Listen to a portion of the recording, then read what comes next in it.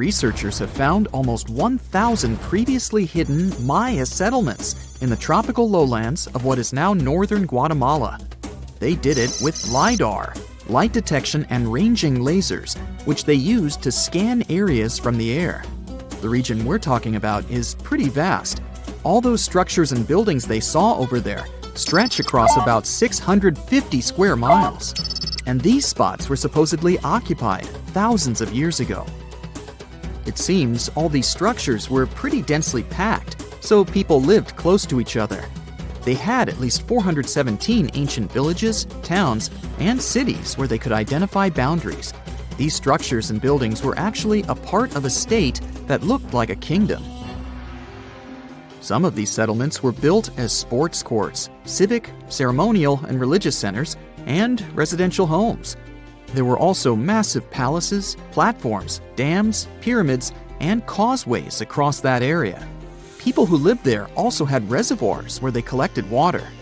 So, they needed the power to organize thousands of specialists and workers. And they also needed many skilled people to build such structures without the technologies we have today. They needed lime producers, architects, mortar and quarry specialists, lithic technicians, those who took care of legal enforcement, and other important roles to establish the true community. This cool laser scanning system researchers used while exploring this area can even penetrate very dense ecosystems and vegetation. The light bounces off different surfaces and then creates a digitally reconstructed map. This map is based on how much time it takes for the pulses to get back to a receiver. So, with this laser system, they discovered they were also lowlands for agriculture. So why exactly did the Maya settle in this region? It was a specific area. Plus, it was hard to build such an amazing kingdom in a tropical rainforest climate. Back in the old times, ancient peoples had mostly inhabited areas in drier climates. Over there, they would build water resources, which were some sort of the basis of society and a source of life. An example of this is Teotihuacan of highland Mexico, although they did have a couple of navigable rivers they could use for transport and trade. But these rainforest areas had their advantages too. The Maya used natural resources like limestone, which was their primary building material, salt, and the volcanic rock obsidian, which they used for different tools. Also, they managed to find enough dry land to live and build homes there. The lowlands were seasonal swamps called bajos, and they were perfect for agriculture because of the fertile soil. Generally, the Maya built settlements that could endure rainy periods too. They were ready for different circumstances, including flood and drought, which is something you could see in how they built houses. Their architecture was also one piece of evidence that showed their community was like a centralized kingdom-like state, which shows they stuck together through tough times. The Mayan Empire was very powerful, and it reached its peak about the 6th century CE. They were excellent at pottery, agriculture, writing, mathematics, and calendars. They were the ones who created complex calendar systems, such as the calendar round, which is based on 365 days. Although some believed the Mayan calendar predicted December 21st, 2012 would be the end of the world, it was just a coincidence with the end of a certain full cycle. They would call it the long count calendar, and it lasts 5,125 years. The Mayan people left behind an impressive amount of astonishing architecture and symbolic artwork. Most of their stone cities ended up abandoned by 900 CE. No one still knows why the Mayan civilization in that area collapsed, although there are some theories. Some think that by the 9th century, these people had exhausted the resources around them to the point that they could no longer feed and sustain such a big population. Others believe some city-states didn't get along that well, so they broke down the traditional system of power they used to have. Some say it was all because of a very long period of drought. It could be a combination of all these factors, though. But one Mayan city, located on an island, even survived until the 17th century. It was long after the rest of the Mayan civilizations had been destroyed or abandoned. If you're a traveler, you might know the town by its modern name, Flores. Scientists believe about 2,000 people lived there. The earliest Maya people were farmers. They cultivated crops like beans, squash, corn, and cassava. As they had many interesting ingredients, they created hundreds of cool recipes. Many of those are still present even today. For example, in modern Mexican cooking. And especially popular are papayas, cacao, avocados, squash, pineapples, chili peppers, beans, and so on. Even though the Maya mostly practiced a kind of primitive type of slash-and-burn agriculture, there is also evidence of them using some more advanced farming methods, like terracing and irrigation. And they were big chocolate lovers. More than 3,500 years ago, the Olmecs of Mesoamerica probably turned out to be the first to realize that it takes some work for us to get such a cool thing as chocolate. But the Maya were the ones who turned it into a true form of art. Scientists found out about it when they found cacao in Mayan pottery. Their chocolate would be mixed with honey, water, cornmeal, and chili peppers. That's how you get a spicy, savory hot chocolate beverage you can try even today in Mexico and Central America. Also, they used written language in their books. Their paper was made from fig tree bark, and using strips of that paper, they created a large library of books. Books made of this material are called codices, and 4 of these can still be found today. Sadly, many books were lost over time because of the humid climate or some human factors. The classic Maya built a bunch of palaces and temples that had a stepped pyramid shape. They decorated them with inscriptions and reliefs, which have earned them the reputation of being incredible artists of Mesoamerica. For the Mayans, flat foreheads were the most desirable thing on someone's face. They were generally really into aesthetics, and having a flat forehead was one of the main things where you could meet their highest aesthetic standard. They also liked to glam up their looks with makeup and clothing. Also, the Mayans were master tattoo artists. Actually, they were one of the first civilizations that started doing such forms of body art. They had a rich culture and believed in many things, such as fairies. Many civilizations across the globe believed in these mythical creatures, which had different names everywhere. The Mayans called those creatures aluxes. They would make sculptures of aluxes from wood or clay, take them to the forest, and hide in some secret spots. The Maya believed these sculptures would come to life during the night and take the role of guardians of their land, animals, and crops. The Maya believed caves were entrances that led to the underworld. You can even visit some of these caves if you like. For example, you can explore the jungles of Quintana Roo and Yucatan near Cancun. There are many spots where researchers found artifacts the Mayans had left behind. They were one of the first cultures that learned how to use rubber latex and make, for example, rubber balls for the many interesting games they had. They used natural latex and then probably mixed it with some other natural substances.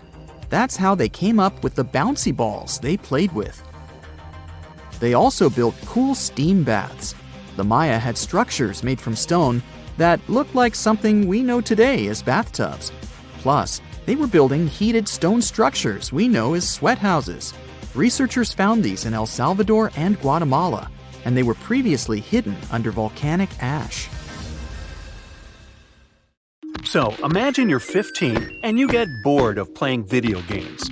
Instead, to pass the time, you decide to give some attention to an old hobby of yours, tracking down lost Mayan cities. You've heard that some ancient civilizations are said to have built entire cities based on constellations, so you decide to check out whether that was true for the Mayans. You find a book containing all the constellations the Mayan civilization believed to exist. You open good old Google Maps and map every ancient Mayan city discovered to date. You start seeing that this information actually matches. And truly, the biggest ancient Mayan cities correspond to the brightest and biggest stars of the Mayan constellations. Okay, this is getting interesting. You manage to map out over 100 ancient cities when you suddenly notice something strange. There's an area in the Yucatan Peninsula in Mexico where archaeologists have unearthed 2 Mayan cities. But on the constellation map, there are 3 stars. Could this mean there is a long-lost city waiting to be discovered nearby? You might think this sounds too daydreaming, but the story is actually true. The previous account happened to a Canadian teenager named William Gaddery. The boy is known as a science genius and had even won an award for the constellation theory we presented just now. When he noticed that a 3rd city was missing from the 23rd constellation he was examining, he began to scour the internet for satellite pictures that could help him solve this mystery. He looked into images from NASA, JAXA, a Japan-based satellite company, and Google Earth. These images were still insufficient to answer his questions, so he reached out to a friend inside the Canadian Space Agency. His friend provided him with state-of-the-art satellite imagery that gave him the answer he was looking for. According to the images, there is a large square area right on the border of Mexico and Belize, which looks like the remains of a city. William took the images to a remote sensing expert known as Dr. Armand Larocque from the University of New Brunswick. They studied the images thoroughly and concluded that the area could be housing 30 buildings and even a large pyramid. The scientific and archaeological community went crazy with the 15-year-old's discovery. Could this really be true? Some background. Lost Mayan cities began to be unearthed in the mid-20th century. Since then, ruins from cities such as Tikal, Palenque, and Uxmal have been rediscovered. The Mayans were one of the biggest pre-Columbian civilizations living in the Americas. They began to settle in the area as early as 1500 BCE. Experts believe that, at its height, the Mayan civilization consisted of over 40 cities, with a population of millions of people. That's a crowd. And their cities were pretty interesting. Their civilization spanned over Mexico's Yucatan Peninsula, Guatemala, and Belize. They survived mainly on agriculture, so they developed a complex irrigation system in most of their cities. They built a series of ceremonial buildings, pyramids, plazas, and even courts for ball games. The Mayans were keen pyramid builders, but they also developed an advanced astronomical system. With whatever ancient technology they had, they were able to predict the exact location of planets, such as Venus and Mars, and they were able to predict the exact dates of eclipses. That's why the methodology William used to discover this long-lost Mayan city was unusual, but not completely surreal. The Mayans were keen astronomers, so it wouldn't be too strange that they built their major architectural feats in relation to the sky, would it? And they wouldn't be the first ones to be doing so. There is a famous fringe of Egyptology dedicated to studying how the Giza pyramids were built in perfect alignment with the Orion constellation, meaning that each pyramid was purposely built to align with one of the major stars of Orion's belt. According to William, he first had the idea to look at the Mayan constellations because he couldn't understand why the Mayans built their cities where they built them. Most major cities, such as Chichen Itza and Uxmal, aren't near any rivers or significant bodies of water. Instead, they're built on marginal lands and on top of mountains, which confused the 15-year-old. His next thought was that it might have something to do with astronomy. William named the new city he discovered Mouth of Fire, which is also my nickname, and he even won a merit award for his hard work. However, his theory was very much contested inside the archaeological community, and many Mayan experts worked to debunk William's findings. Some archaeologists say that constellation theories are too unscientific. Anthony Aveni, a renowned anthropologist and astronomer, referred to William's methodology as an act of creative imagination. He explained that there is no way to be sure what the Mayan constellations really were. It's all just hypothetical. Another debunking of William's findings came from Mayanist David Stewart, who said that the object identified on the satellite imagery is nothing but an old cornfield. His claim was supported by an expedition that took place near the area in 2021, when the archaeologists present reported there was nothing at all in this area. Still, a 15-year-old boy almost found a long-lost Mayan city, which is pretty exciting if you ask me. Similar techniques as those used by William are actually being used to unearth lost civilizations all over the world. According to space archaeologist Sarah Parquet, satellite imagery has been a key player in discovering ancient cities in Egypt and other places. Sarah herself spends most of her days scouring images for any sign of where there could have been cities long ago. What happens, she says, is that any time you have something buried, it's going to be covered either by vegetation, soil or sand, or some other modern construction on top of it. In order to assess whether there is something hidden under large canopies of vegetation or not, she uses infrared technology, for instance. A major recent discovery in Brazil was done in a similar way. Satellite imagery detected a network of trenches dating back to 200 to 1200 CE. These suggest settlements that could have supported around 60,000 people. But in this case, the satellite imagery did indeed correspond to what was on the ground. Researchers from the University of Florida found several mounds that were accompanied by ditches and geoglyphs.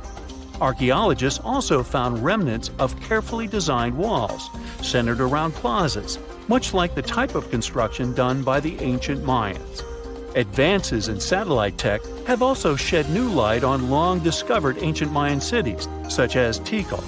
Located in the heart of the Guatemalan jungle, Tikal is believed to have been the capital of the ancient Mayan Empire. At its height, it was comparable in importance to cities such as London or New York in today's world. It was composed of a series of complex monuments, many of them believed to have been the resting places of kings and chiefs. Tikal is already known to have been big, but recent discoveries show it could have been even 3 times larger than what scientists originally believed. The main discovery revolves around a fortification on the outskirts of the city, indicating how far the original city stretched. And new discoveries still take place.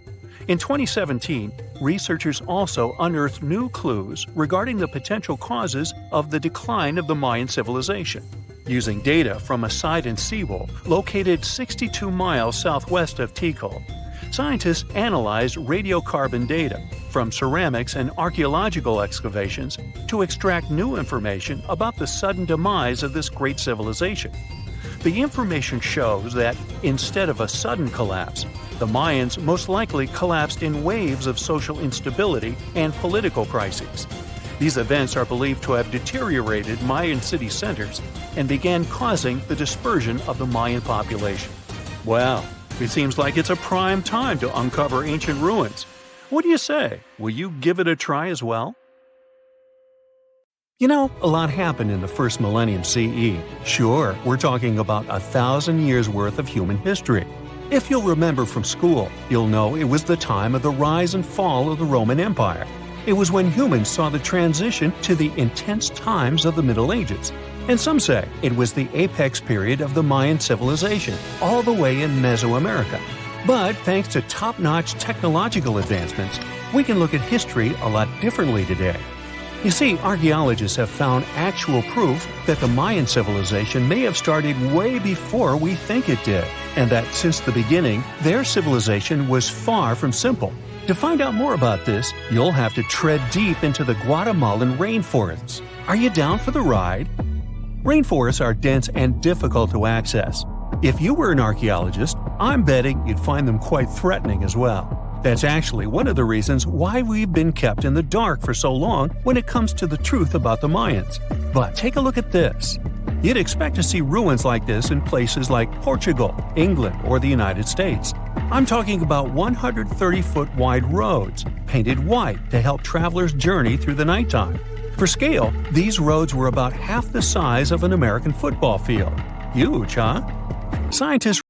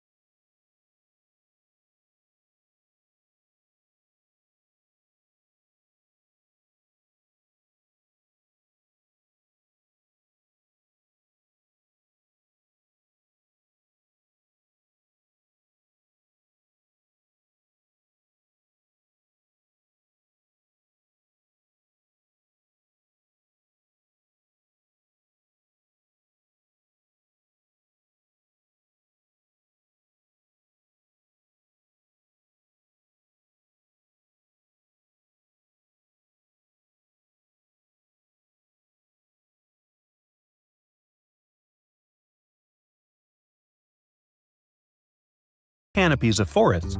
It's like we have X-ray vision. This is definitely a game changer. But lost Mayan cities began to be unearthed in the mid-20th century, and since then, ruins from cities such as Tikal, Palenque, and Uxmal have been rediscovered. But let's take a few steps back for a moment to get some context. The Mayans were one of the biggest pre-Columbian civilizations living in the Americas. Until now, experts believe that, at its apex, the Mayan civilization consisted of over 40 cities with a population of millions of people. That's a lot of folks. Their civilization spanned Mexico's Yucatan Peninsula, Guatemala, and Belize, and they survived mainly on agriculture. The thing is, the Yucatan Peninsula was an extremely difficult place to grow crops. So the Maya had to develop a complex irrigation system in most of their cities. They built a series of ceremonial buildings, pyramids, plazas, and even courts for playing ball. The Mayans might have been keen pyramid builders, but they also developed an advanced astronomical system. With whatever ancient technology they had, they were able to predict the exact location of planets, such as Venus and Mars, as well as the exact dates of eclipses. Now, let's take a look at some of their sites.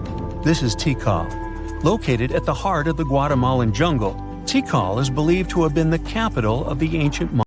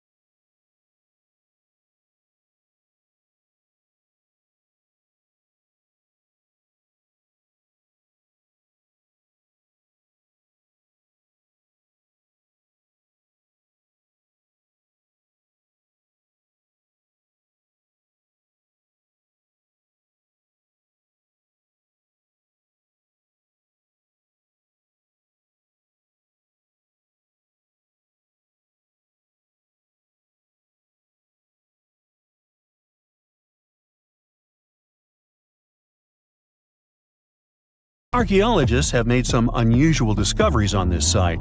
The most eccentric of them all makes us think of Indiana Jones and the Tomb Raider. One of the buildings in Palenque is believed to be the final resting place of the Red Queen of Palenque. She was believed to be the grandmother of the last Mayan king. In her honor, a huge monument was built to keep her body after her passing. The discovery of the tomb itself was already thrilling. Archaeologists found an ancient monument when digging at the site back in 1994. The first they saw was a room with a hidden door. Once they opened the door, they discovered an 8-foot-long corridor. At the end of this corridor was the queen's chamber, and inside was the mummy of the queen herself. They found her to be accompanied by her pearls, jade shells, and expensive rocks. But as the team explored the remains, they saw something strange. The room was filled with a red-colored powder. Researchers knew that the color red was important to the Mayan people, but they didn't understand why the queen was buried with this unknown substance. They took a sample back with them for further analysis and discovered that the red powder was cinnabar, a very dangerous mineral. This powder, when inhaled, can cause severe health damage to a person. The team concluded that this could only be a trap for anyone trying to steal her riches. Talk about curses, huh?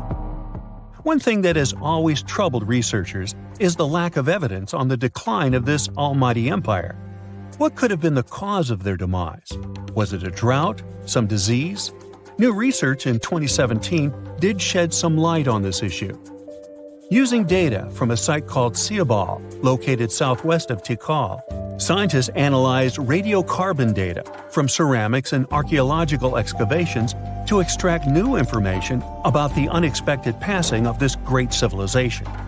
The information shows that, instead of a sudden collapse, the Mayans most likely fell in waves of social instability and political crises. These events are believed to have deteriorated Mayan city centers and began causing the dispersion of the Mayan population. So, what's your take on the end of this story? Can you pronounce this name of the Aztec capital city? Yes, it's quite difficult to say in English and above my pay grade. Okay, it's Tenochtitlan. And Mayan cities are hard to pronounce too. Consider Jaxchilan. They must be part of the same language, right? Well, not really. The Aztecs and the Mayas were among the most famous Mesoamerican peoples. That's present-day Central America. But they didn't speak the same language, and they weren't even the same civilization. The two nations lived in different eras. The Aztecs dominated the region from the 14th to the 16th century. Back in Europe, this was near the end of the Middle Ages. The Mayas came before the Aztecs. Historians believe they started building city-states in the 3rd century. Their peak lasted until the 10th century. Now, this doesn't mean that the Mayas and the Aztecs didn't have contact with each other. But at the time this happened, the Mayas were on a decline, so the Aztecs traded more with their descendants than with real Mayan people. The two civilizations didn't even live in the same place. The Aztecs built their cities in the north of what is today Mexico. The Mayas lived to the south of them in the Yucatan Peninsula. Yes, that's also in Mexico nowadays. But the Mayas inhabited parts of modern-day Guatemala and Belize as well, and they spoke a number of languages. There's a whole Mayan language family they spoke, not just one language. Some of those languages have survived through today. Estimates show that there are 6 million indigenous Maya people groups spread across Central America. In Guatemala, there are 21 Maya languages recognized by the authorities. Further north, in Mexico, the number of official languages is 29. For the Aztecs, the situation is much simpler. They had a single language. It still has around 1.5 million native speakers, mostly in central Mexico. That's more than any other family of indigenous languages in the region. But is there a chance a speaker of Aztec languages can understand a speaker of the Maya language? Not by a long shot. The two languages are completely unrelated. In fact, they didn't even share the same writing systems. The Mayans were more advanced because they used hieroglyphs. Yep, like the ancient Egyptians. Instead of letters that make up words, ancient civilizations used tiny pictures to symbolize an object or a concept. When the Mayas wanted to write the word jaguar, for example, they would draw a small image of the animal. In total, their writing system had more than 800 characters like this one. Way too complicated compared to the modern way we write down words. But the Aztecs were one step behind the Mayas. They used pictograms and ideograms. Simply put, these are elaborate drawings that mark an object, animal, or concept. Compared to Mayan hieroglyphs, they aren't simple symbols anyone can draw, but true masterpieces of visual art. Only highly skilled painters could draw them. I don't say write because, technically, the Aztecs didn't have a writing system. So you could say that the Mayas were more advanced when it came to language. After all, they had the only known fully developed language in the Americas before the arrival of Europeans. But in terms of culture and economy, the two societies weren't that much different. Neither of them used work animals for agriculture and transport. The main crop for both peoples? You guessed it, corn. What they called maize. Christopher Columbus was the first to transport corn back to the old continent in 1493. The Mayans also cultivated sunflower, vanilla, and cotton. The Aztecs produced chili, beans, and squashes. When it comes to meat, the Aztecs were happy to catch fish and shrimp. The Mayans penned turkey, just like we do with chicken today. The Aztec society consisted of nobles and commoners, all led by an emperor. The Mayas mostly lived in independent city kingdoms, ruled by a king and his royal household. There were no wheeled vehicles in these civilizations. Aztec merchants traveled across Mesoamerica carrying goods on their backs. Not the most comfortable mode of transportation, definitely. We shouldn't think of Aztec roads as the ones we have today. They were narrower because they saw only foot traffic. Mayas used a similar road system that also included canoes. They wouldn't travel far from the coast, though. They carved out these vessels from large tree trunks. An average Mayan canoe was 50 feet long. That's the length of a modern-day yacht. The goods these Mayas traded ranged from salt to pearls. They considered meat a luxury good, together with gold, copper, and turquoise. And can you guess the currency of Mayan merchants? Let me give you a hint. It wasn't metal and paper like it is today, but cocoa beans. They had a fixed market price, which made them the ideal payment option. The situation in modern societies is not much different. Around 2/3 of all countries have pegged their currency to the US dollar. For Mesoamericans, cocoa beans were their green banknotes. The Aztecs used the same exact currency, but with a twist. They had something called axe money. One axe was worth 8,000 cacao seeds. I bet their exchange offices were fun places to work. When it comes to minerals, jade was highly esteemed in both cultures. The Mayas and the Aztecs made tools and ornaments from it. These peoples believed jade brought beauty and long life to the person who wore it. Their jade mines were located in present-day Guatemala. And remember that city from the beginning that we could hardly pronounce? The founding of the Aztec capital gives an insight into the belief system of the whole nation. According to legend, the Aztec deity told them to build a city in the place where an eagle sits on a cactus with a snake in its talons. They saw this happen on an island in a lake. This is where they built the city. If you want to find it on the map of Central America today, look for Mexico City. That's the site of an ancient Aztec capital. It even got its name from the ancient nation, because Mexica was an alternate name for the Aztecs. They constructed the city on small artificial islands. It was slightly bigger than the surface area of London Heathrow Airport. The Mayas didn't have a capital city as we know it today. Their civilization spanned across 40 cities. These settlements had a population of 5 to 50,000 inhabitants. Today, these sites could be classified in terms of size as small American towns. But the total number of Mayan cities is not final. Archaeologists keep discovering new ones deep in the jungle of the Yucatan Peninsula. Quite recently, researchers unearthed a new site in the southeast of Mexico. They found a number of stone columns and named the city after the Mayan word for it. Back in the day, the city was part of the central Maya lowlands. Today, this region is covered with thick jungle. The Maya abandoned their settlements in this area around the 8th and the 9th century. Historians still cannot agree on why this happened. Some claim overpopulation was the main issue. Others argue the trade routes collapsed, so Mayan cities couldn't flourish anymore. Whatever the case, northern Mayan cities lived on. The descendants of these peoples were there when the Europeans stumbled upon them several centuries later. The Aztecs were also present in today's Mexico at this time, but contact with a foreign culture didn't bring them much good. There was an outbreak of smallpox that sealed the Aztecs' fate. This doesn't mean that this American nation left the world stage forever, though. Every time we say words like avocado, chili, guacamole, chocolate, and coyote, we are actually reviving the Aztec language. These words are present in pretty much every language on the planet. Mayan words also entered modern English. Linguists argue that the word shark actually comes from a Mayan language. This is the word these ancient Mesoamerican people used for fish. Both ancient civilizations left behind pyramids, and they look very similar in style. The only hint that can help you differentiate between them is that there are way more Mayan ruins that still exist today.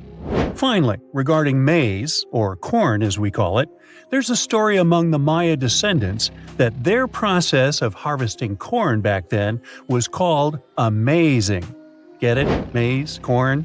Okay, I made that up. You're not surprised, are you? Can you tell me what date it is today? Piece of cake. You just look at your smartphone and voila, you immediately know the day, month, and year. But was it always this easy to tell the date? Did the ancient people even have the concept of a year that lasts 365 days? Yes and no. Mayan calendars had cycles. That's close to what we call a year. But the Mayan cycle was much longer, 819 days. And this is where the mystery begins. 819 days compared to what? When does this calendar begin, and when does it end? Scientists were asking themselves this question for decades. They discovered and deciphered the Mayan calendar during the 1940s. Recently, two American scientists, John Linden and Victoria Bricker, came forward with a solution. So, what did they do differently from their predecessors? The duo deciphered the code by broadening their thinking. They expanded the calendar from 819 days to full 45 years. That's 20 times longer than the original cycle. And a pattern started to emerge. This was a major breakthrough because the Maya told time in a complicated way. You can forget about the easy-to-read Arabic numerals we have today. These ancient people used glyphs. These are tiny images that represent characters, something like the icons on your desktop or universal symbols. When you see a little dot with 3 curved lines above it, you know there is a Wi-Fi network available. The Mayan calendar used glyphs that represented animals or natural phenomena. For example, there were symbols for a jaguar and an eagle. Each glyph marked one day. Each cycle is repeated 4 times, 8 and 19 x 4. Let's call these 4 cycles blocks. The Mayas colored each block differently. Scientists thought these colors corresponded to the 4 cardinal directions.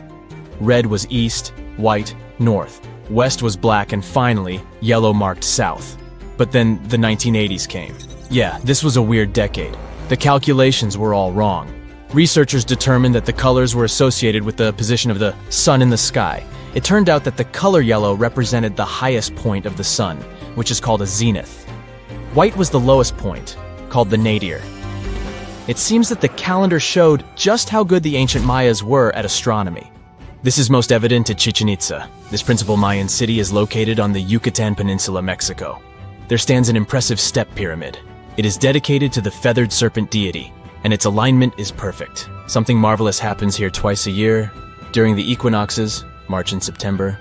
These are the times when the sun shines directly over the equator. On these 2 dates, the day and night last the same. At the site of the pyramid, sunlight first illuminates the sculpture of the serpent head at the base of the structure. Then it makes its way up the 91 steps. This creates the illusion that a snake is slithering down the pyramid. Even today, people gather to witness the sight. And it must have been more impressive when the Mayas completed the structure 1050-1300 CE. Do you know what a synodic period is? Neither do I. But Mayan astronomers did. A synodic period is the time that passes before a stellar body does a full lap. For example, this is the period between 2 full moons.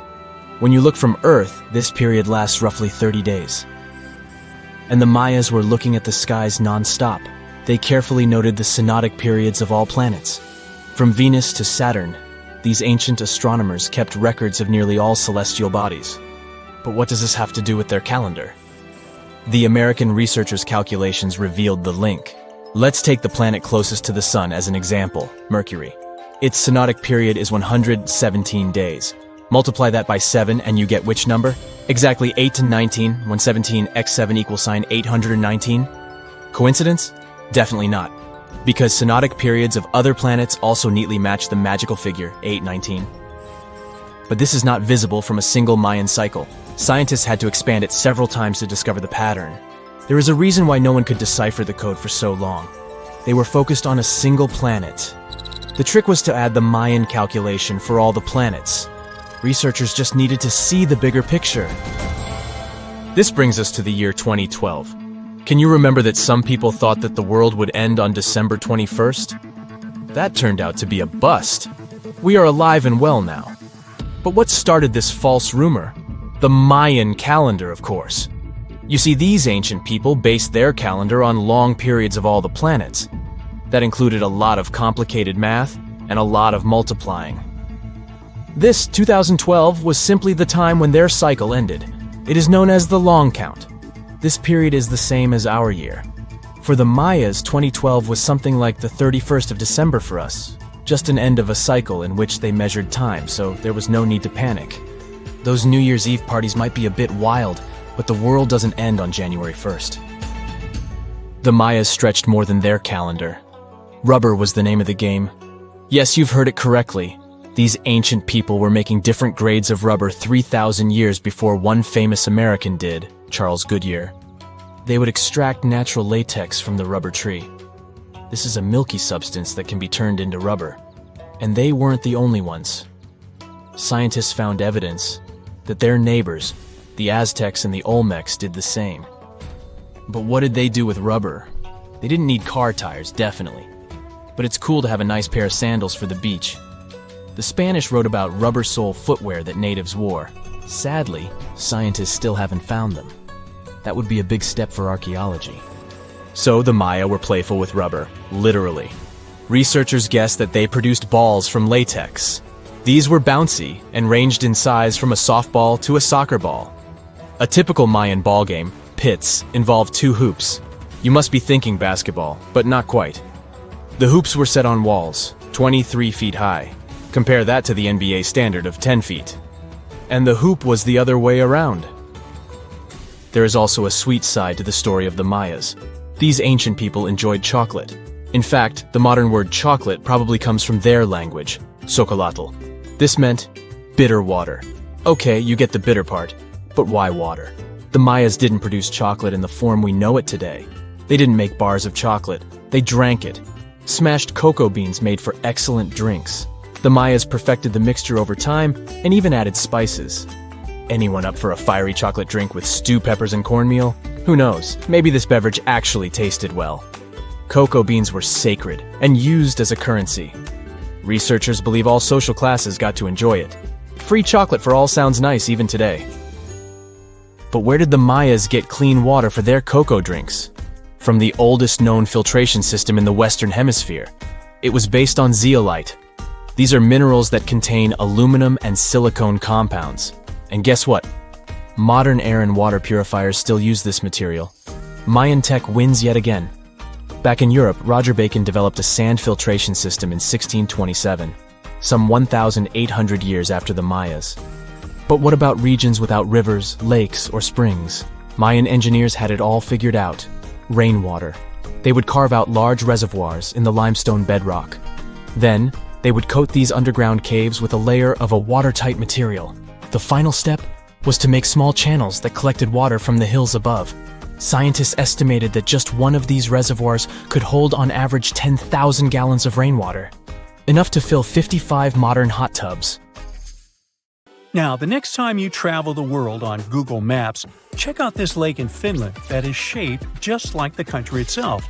This lake was modified by humans in the north of the country and is an exact model of the country on a 1 to 10,000 scale. In the 1980s, Arctic tourism and skiing above the Arctic Circle was booming.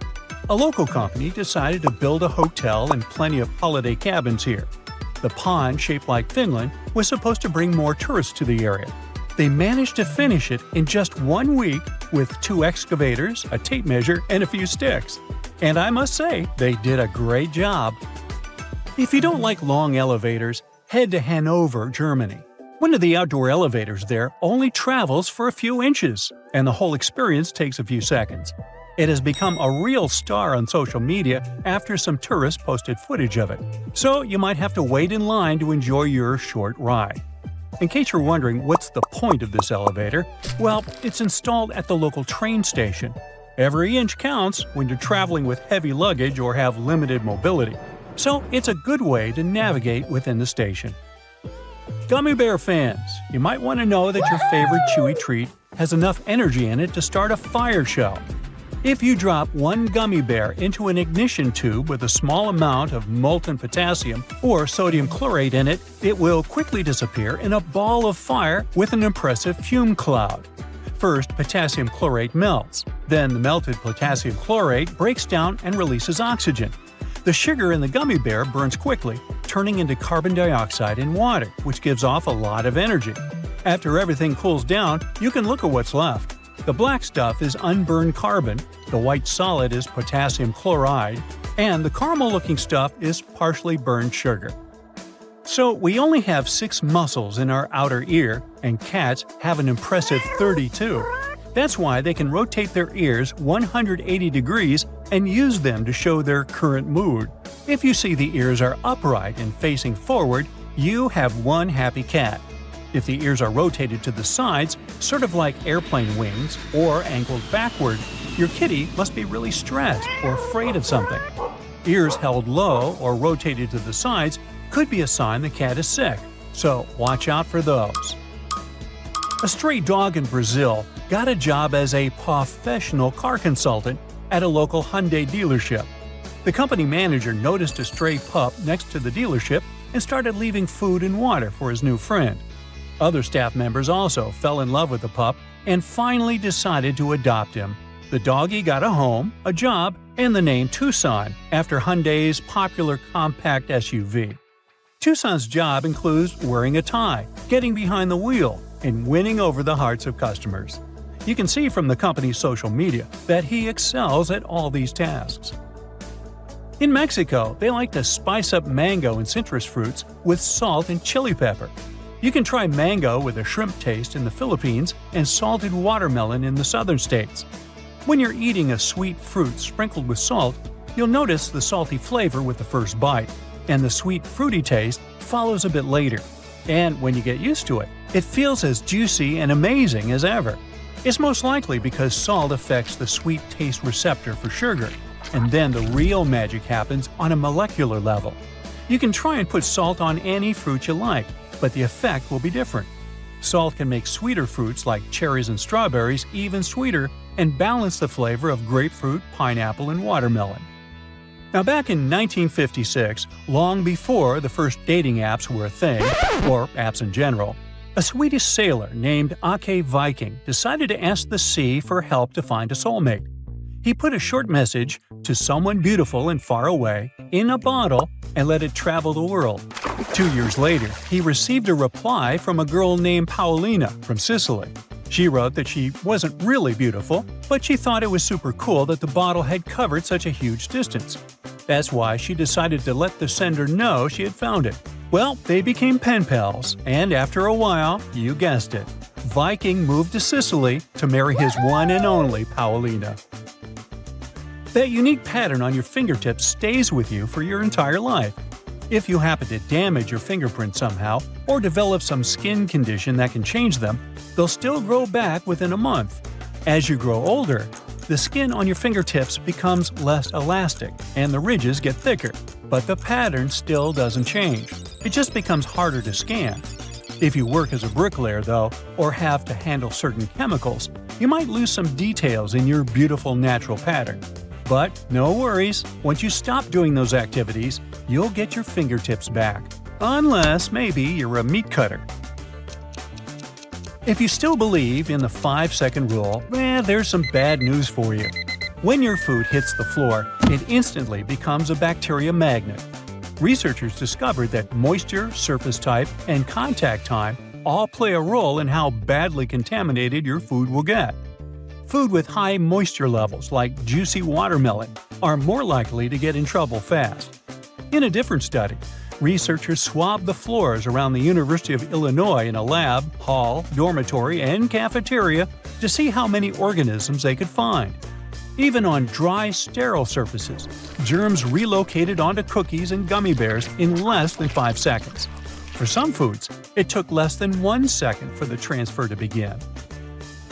The first Barbie doll was made in 1959, but her great-great-great-grandmother comes from ancient Rome. Archaeologists found some incredible sarcophagi during construction work in Rome in the 19th century. One of those had a 9-inch long doll next to its owner. The head and body were made from a single piece of ivory. Its arms and legs were separate and connected with a clever nail mechanism, allowing them to move. Its face was so detailed that it looked like a tiny portrait. The doll even wore a tiny gold ring with a key on its finger and had a small ivory box full of jewels, tiny mirrors, bone combs, and the remnants of accessories. But Ken was nowhere to be found. In case you're looking for a new job and you love to cuddle, there might be an opening for you. As weird as it sounds, a professional snuggler is a real job. There are several companies that provide cuddling services and look for staff members who are ready to give hugs and snuggles and listen and support people who really need it. Now, anyone can give hugs to others, but you need to be trained in professional cuddling to make money out of it. You will need to learn to set boundaries with your future clients without hurting their feelings and to mentally care for others without giving away too much of your own personality.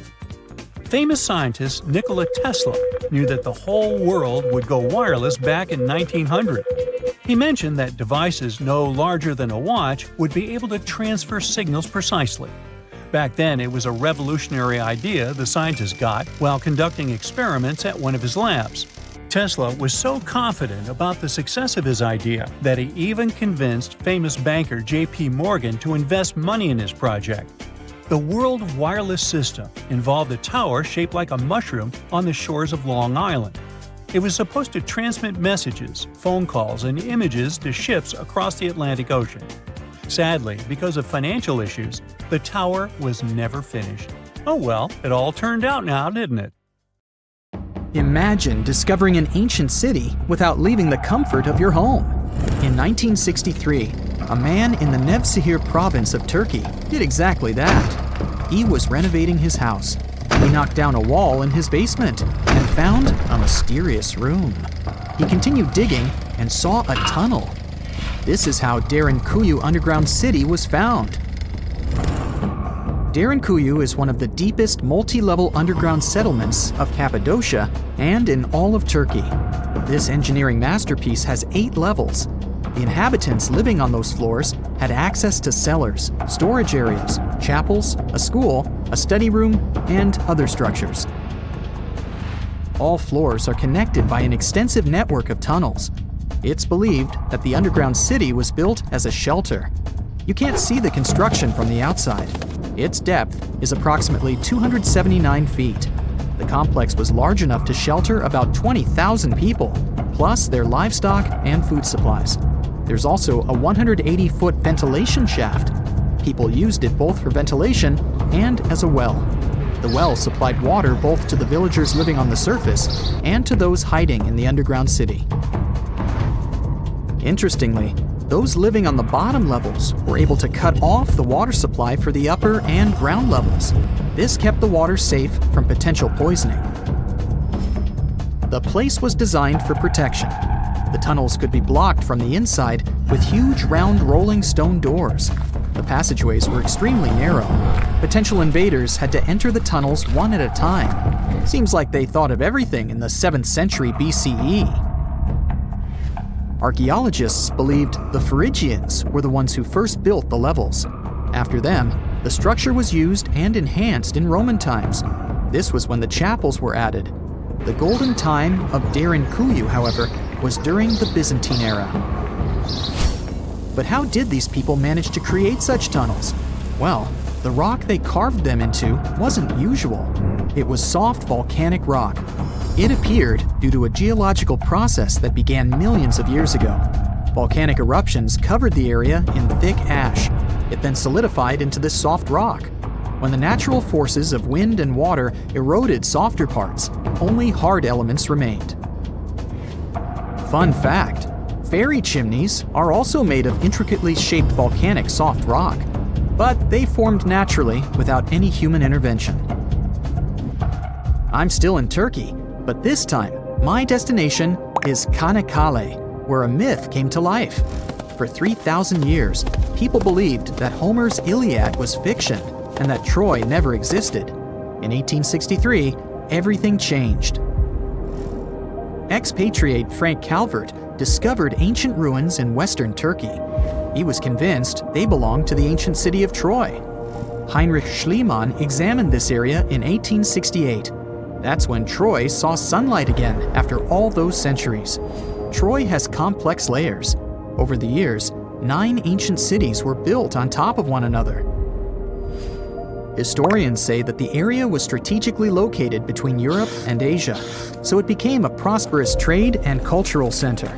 This strategic position made Troy attractive throughout history. After the Trojan conflict, the city was abandoned between the years 1100 to 700 BCE. Then Greek settlers rediscovered the area, and Alexander the Great ruled there. The Romans then invaded the city. Speaking of this event, the first thing you would see when visiting the site is a replica of the wooden Trojan horse from a movie shot in 2004. The next stop is Lothal. In the 1950s, Lothal and several other Harappan sites were discovered in India. These new provinces extended the boundaries of the Indus Valley civilization. Lothal was an important part of the Harappan civilization. It had vast cotton and rice fields. Plus, it had a bead-making factory. Beads were made from semi-precious stones, like agate. Many of these beads were later found in Mesopotamia, which serves as evidence that Lothal was a thriving trading port. Archaeologists believe that the city was part of an ancient trade route. Traces of agriculture? Check. Traces of trade? Check. What else? The remains of residential buildings, streets, bathing pavements, and drains. Some real city planning, and impressive examples of early urbanization. The town was well constructed. There were modern houses. Some of them had 6 rooms, bathrooms, a large courtyard, and even a veranda. Lothal also had the world's oldest known dock. It linked the city with the Sabarmati River and the trade route. The ancient Mayan city of Calakmul is located in southern Mexico in the tropical forest of the Tierras Bajas. From 500 CE to 800 CE, Calakmul was home to over 50,000 people. There was a central plaza surrounded by outer districts.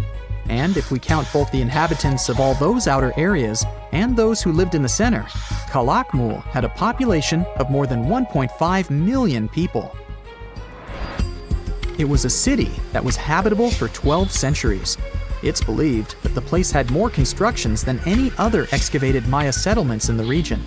After 1000 CE, the Maya civilization there faced a downfall. The settlement that was once the center of Mesoamerica was almost completely abandoned. The ancient city was at the heart of the second largest tropical forest in America. The site is well preserved, so today, if you were to visit it, you would be able to picture what life looked like in ancient Mayan times.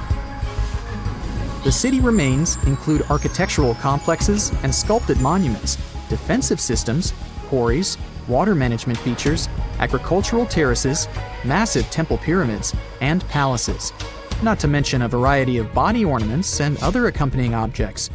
It proves that complex state-organized societies lived in this tropical forest. The Mayans depicted nature in their paintings, pottery, sculptures, rituals, and even food. I'm moving on to a place people thought didn't really exist.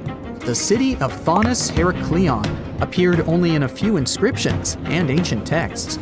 Turns out, it was waiting to be discovered for thousands of years. Scientists searched the majority of the coast of Egypt. But then, archaeologist Frank Gaudio and his team detected a colossal face looking at them from under the water.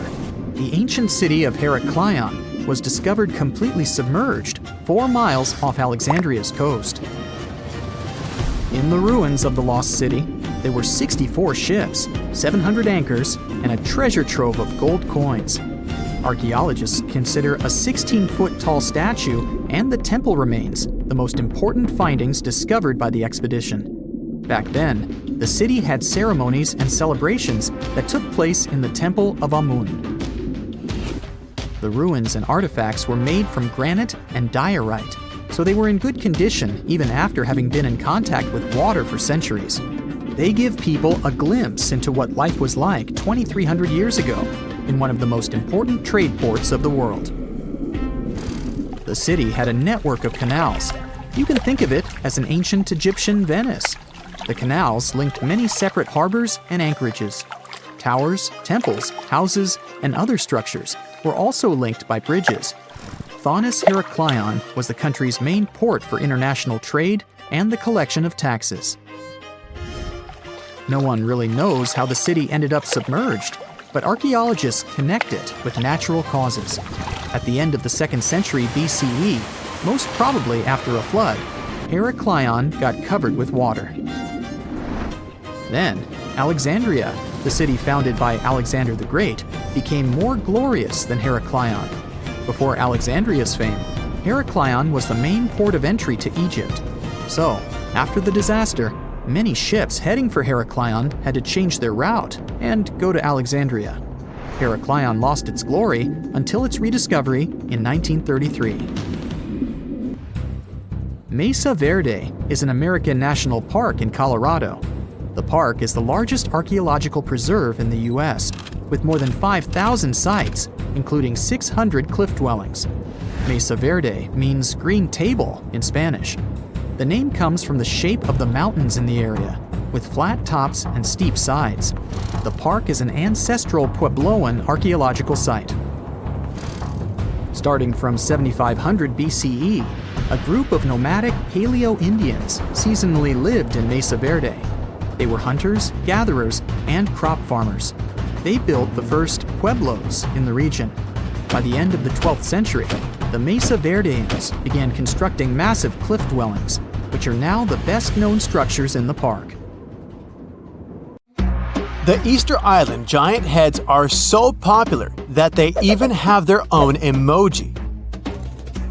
Their true meaning has been a mystery for hundreds of years. But it looks like we at least know how they were built and transported to their permanent location.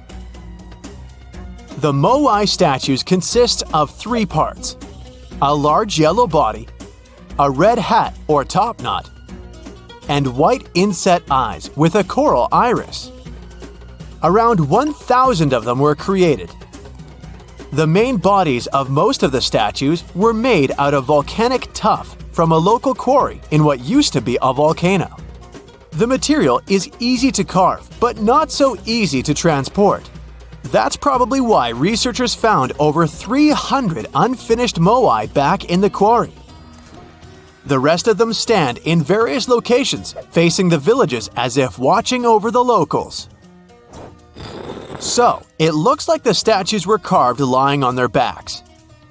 Then, their creators detached them from the rock, moved them downslope, and set them in a vertical position to finish the work. Once it was done, it was time to get the statue to its platform. Now, if you've ever moved houses, you know how physically hard it is. So, imagine having to move a statue that is about half as heavy as a house without a car or any modern equipment for a distance of 3 miles. The locals must have invented some original way of doing it, and scientists tried to recreate it to guess what it was. They tried pulling moai replicas on wooden sleds. They thought someone could have used palm trees for that purpose, but this theory has been debunked. The most successful experiment so far was wielding ropes to rock the statue down the road in a standing position. This method sounds real because the local Rapa Nui legends mention that the moai walked from the quarry. And, of course, they needed a good road to get there. In the early 20th century, researcher Catherine Rutledge identified an 800-year-old road network on the island. It was a bunch of pathways around 15 feet wide going from the quarry. She thought that those roads were ceremonial and not built just for the statues. She wasn't a famous scientist back then, so others mostly ignored the theory. Several decades later, famous Norwegian adventurer and archaeologist Thor Heyerdahl published his theory. He mentioned that the roads were built exclusively to transport the moai, and some of the statues were dropped along the roads for some reason. But in 2010, researchers found that the statues weren't randomly dropped. They actually reached their final destinations, as they were all set on hidden platforms. Plus, the road floor was U-shaped, so pulling massive statues along them wouldn't be easy. You can still find roughly 15.5 miles of these roads on the island and see them from satellite images. And it looks like Catherine Rutledge was right about them. The roads were probably built for pilgrims to a sacred volcano, and the moai standing by them were sort of signposts. Halfway across the world in southern England lies another mystery made of stone, a massive sound illusion, a symbol of unity. a burial ground, or more. Scientists are still debating the purpose of Stonehenge. It took Neolithic builders around 1,500 years to construct this beauty made of roughly 100 stones standing upright in a circle. Millions of tourists come to see it every year, and heritage protectors were worried about the modern road snaking close to the landmark. That modern road is now sunk into the ground below the grass level. And even though archaeologists assumed they could find an older road under it, they didn't have any high hopes. But when they took off a layer of asphalt, they noticed two parallel ditches that were nearly perpendicular to the road. The ditches connected the shortened sections of the avenue. That's what the archaeologists call the ancient pathway leading up to Stonehenge. It proves that the ancient people used to visit the monument for their purposes and probably some ceremonies. Another interesting find during a dry summer was 3 dry patch marks within the stone circle. It looks like they were left there by 3 massive boulders. So Stonehenge could have been a full circle once. In 2021, archaeologists found a Roman road submerged in the Venetian lagoon. The fact that it runs there on the bottom for nearly 4,000 feet is proof that the Romans were here before sea levels rose and flooded the area. It supports the theory that there was an important settlement here centuries before Venice was founded at the spot in the 5th century CE. The ancient Romans were great at many things, and one of them was building roads. And it looks like they weren't afraid to work on the trickiest terrain. Scans have shown that the ancient road was built right on the beach, and it requires some serious skills. Imagine a village from over 1,000 years ago frozen in time. There's still half-eaten food on the tables and personal things left in a rush.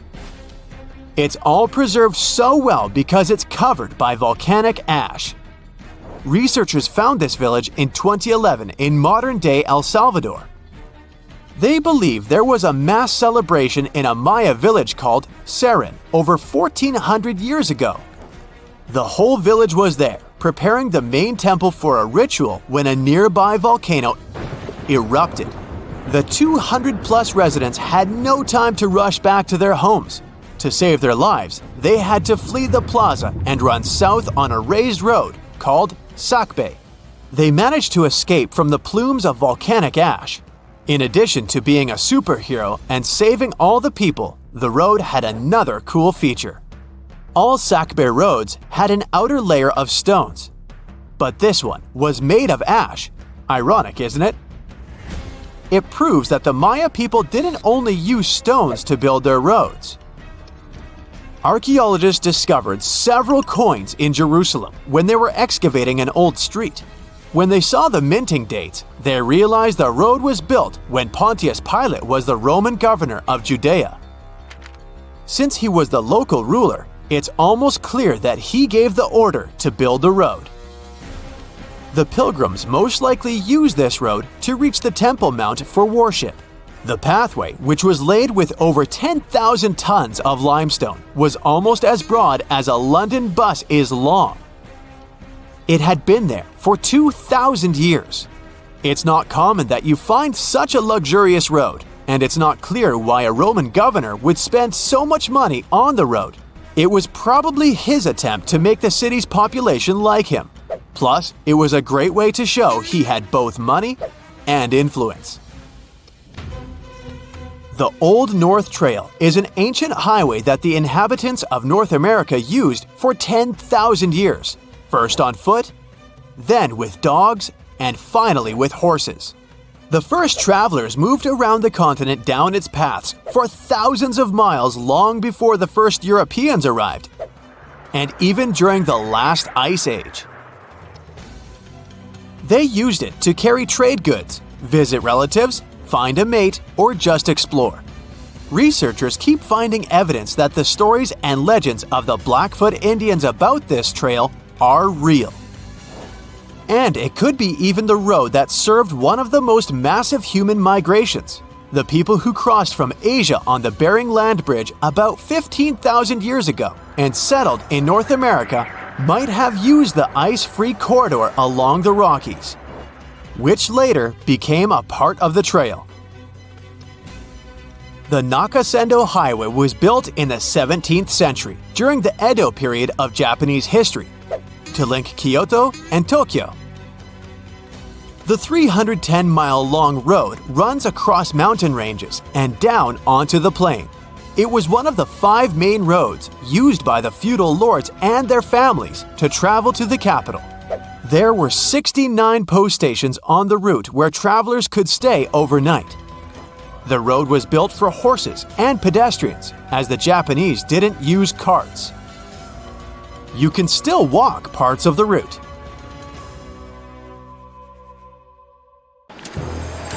The story goes that 2 Mayan twin boys loved to play ball. Sure, they were really good at it, but they also made a lot of noise when playing. The lords of the underworld soon became bothered by the sound and summoned the 2 boys to the underworld, a place the Mayans called Xibalba. As soon as the boys reached their gloomy destination, the lords of the underworld began putting them through a series of tests. Soon enough, the inexperienced twin boys failed the tests and lost their lives. But this was not in vain. This sad event resulted in the appearance of a beautiful fruit tree. Soon enough, a young woman saw a beautiful fruit on this tree and reached up to pick it. Legend has it that soon after that, she gave birth to another set of twin boys named Hunahpu and Xibalunqui. Just like their ancestors, these twins were great ball players, but they were equally as loud, and the lords of the underworld became annoyed again. They decided to ask this pair of twins to come to play a game in the underworld, hoping to get rid of them too. When the twins arrived, the lord sent them through a number of frightening places. The first one was the House of Gloom, which was very dark. They then passed through the House of Knives, where they had to avoid getting injured. The twins then built a fire in the House of Cold, so that they didn't freeze, and ran through the House of Jaguars, where they tricked the animals into not eating them. Finally, they entered the House of Bats, where they seemed to have lost their luck. One of the bats managed to run off with Hunahpu's head. The lords then challenged the twins to play ball with them, but the boys were clearly at a disadvantage. Xibalunqui placed a turtle on Hunahpu's shoulders to make up for his lost head, and they began playing. As the lords became distracted by an animal near the court, Xibalunqui stole his brother's head and placed it back in its place. Much to the annoyance of the lords, the twins were now able to tie the game. Hunahpu and Xibalunqui continued to perform a series of tricks for the lords of the underworld. One of them involved Xibalunqui injuring Hunahpu and then bringing him back to life. The lords were so impressed by the twins' performance that they asked them to do the same trick on them. Of course, the twins agreed, but after performing their trick on some of the lords, they refused to revive them. Seeing what had happened, the lords of the underworld admitted defeat and begged for their lives, promising not to intervene in the lives of people ever again. Hunahpu and Xibalunqui were happy to have avenged their ancestors and gained the respect of the lords. Legend has it that the lords of heaven were so impressed by the twins that they took them to live in the sky by turning them into the moon and the sun. The Maya civilization was one of the most dominant indigenous societies in history, and their folklore and traditions are still discovered and studied today. They used to live in a territory called Mesoamerica. It was made up of modern-day Mexico and parts of Central America like Guatemala, Belize, Honduras, Yucatan Peninsula, and El Salvador. They lived from 1800 to 900 BCE and up to 900 to 1500 CE. Apart from their impressive legends, the Maya were very skilled inventors. They're known for their calendars, writing systems, farming methods, and sports. Their writing, for example, was found preserved on buildings and stone monuments, as well as in rare books and pottery. It's a system made out of more than 800 hieroglyphics in various combinations. Each of those signs was said to represent a syllable. Their writing system was deciphered by accident by Tatyana Proskoryakov, an American woman who initially studied to be an architect. Since she didn't find a job in her field, she eventually became a Mayanist in her own right, despite not being academically trained. She was the first to notice that the Mayan upended frog glyph meant birth, and that their toothache glyph meant the date when the king ascended to the throne. It made it easier for scientists to pinpoint birthdays, as well as the names of the rulers of a specific Mayan dynasty. They also invented the concept of zero, which is seen as one of the greatest innovations in mathematics, physics, and human history altogether. Sure, even back then, people understood the idea of having nothing, but the concept of zero as a number is a relatively new invention. A fun fact about Mayans is that they really liked hats. The bigger your hat was, the more important you looked. Not only was it a sort of fashion statement, but it also made them look taller, which was a big deal for their aesthetic. The Mayans also came up with one of the most intricate and complex calendars in human history. It was the first to use zero as a placeholder. Their calendar ended on December 21st, 2012, which led some people to believe that it translated to the end of the world. Obviously, that was not the case. It just so happened that the date coincided with the end of a Mayan cycle of years. But you know, as advanced in science and astronomy as they were, they did make some mistakes. One of them was their belief that the world was flat. Their theory was that the four corners of the world were watched by the Brother Lords, who kept the sky from falling over their lands. Hats off for their menus, though, as they were well-known chocolate eaters. They turned eating chocolate into a form of art. The drink they made wasn't really like the hot chocolate we enjoy today, though. The recipe included mixing cacao with water, honey, chili pepper, cornmeal, and other ingredients to make a foamy, spicy drink. The ritual of drinking cacao was a crucial part of their celebrations. We're not done discovering all the amazing parts of their architecture and civilization. It was only a few years ago that a Maya pyramid was found at Tonina, in the Mexican state of Chiapas. It was estimated to be more than 1,000 years old. The reason why it escaped archaeologists for so long was that it lay hidden under what was believed to be a natural hill. The ruins of two Mayan cities have been recently discovered in the Mexican state of Campeche. Why didn't we find them until now? Well, they were concealed by really thick vegetation, which made it difficult for archaeologists to reach them. The Mayans didn't just disappear. Their descendants are still around today, many of them choosing to live in their ancestral homelands. You can find them in Guatemala, for example, where the Maya people make up the majority of the population. Overall, the Maya ethnic group contains people that speak different Mayan languages, such as Yucatec, Quiche, Quechua, or Mopan. They had no idea what a spa day was, but the Mayans really enjoyed a nice sweat once in a while. Sweat lodges were discovered around ancient Mayan sites. They were built out of stone or adobe. These rooms were an essential part of their cleansing and healthcare rituals. One of the earliest sweat lodges was found in Quello in northern Belize and appeared to date back 3,000 years. One of the most important parts of the Mayan culture was a ball game which they named Pix. It had both political and spiritual significance. We can see ball courts at important parts of Mayan archaeological sites. The main goal of the game was to pass a rubber ball through a very high stone hoop without using your hands. Basically, it was a combination of soccer and basketball. However, it could have serious consequences. The loser could, at times, even lose his own life. Ooh, high stakes indeed.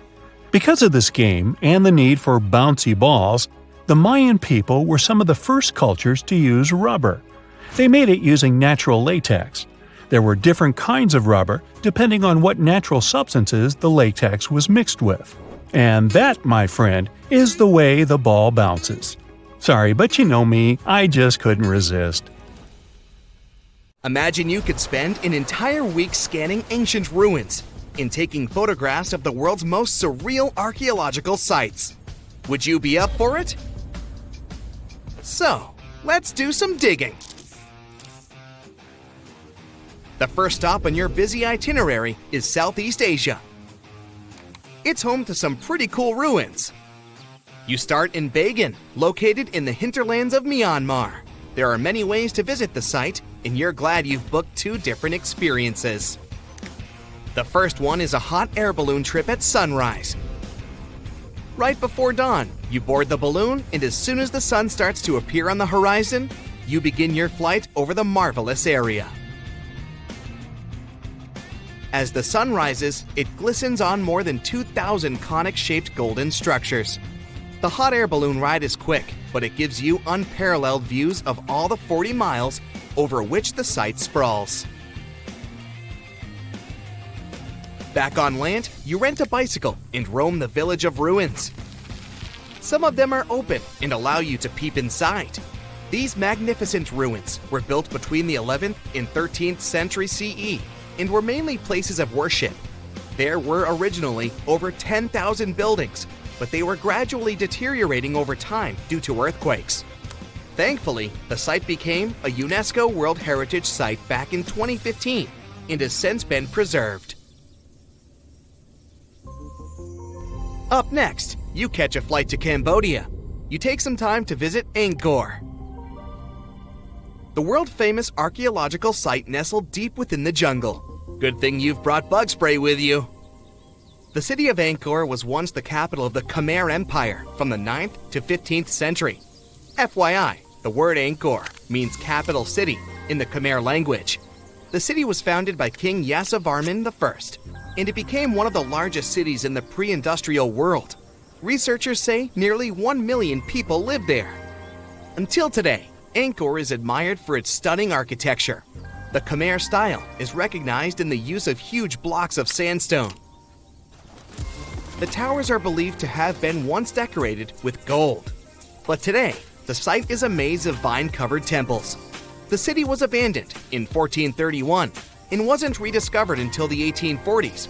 Oh, and just so you know, this is also a UNESCO Heritage Site.